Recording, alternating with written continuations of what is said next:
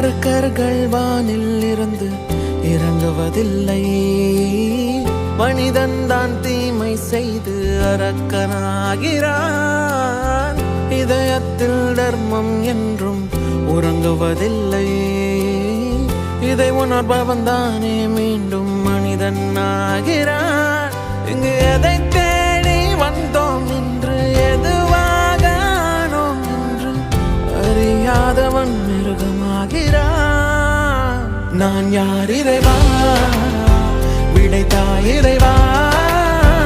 நான் யார் இறைவா, பதில் சொல்ல மண்ணில் வருவாயா. நான் யார் இறைவா, விடைத்தாய் இறைவா.